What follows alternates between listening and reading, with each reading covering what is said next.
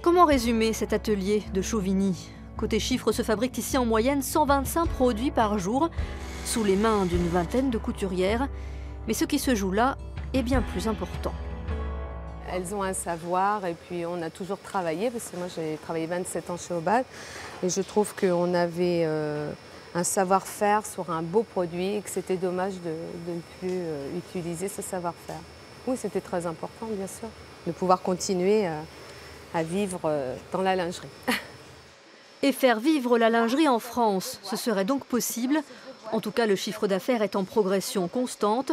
Au bout de 3 ans d'exercice, il atteint 1 million d'euros.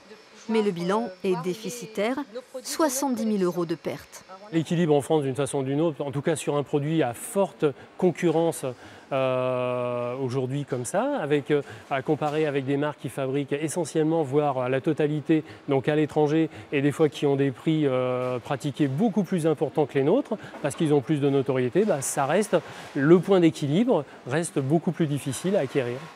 Patience donc, et marge raisonnable, la confiance des partenaires privés et des banques. La réussite d'Indiscrète est aussi dans des choix commerciaux à contre-courant des grandes marques.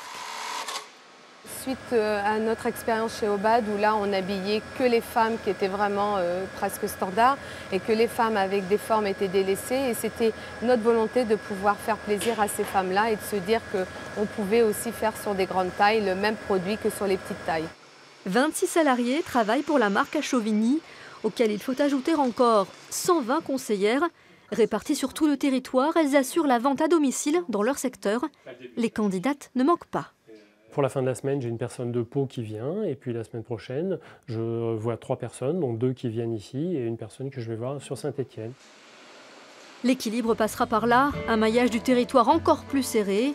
Les nouvelles conseillères permettront de faire grossir le volume des ventes et de signer la victoire de ce savoir-faire local, fort et fragile à la fois.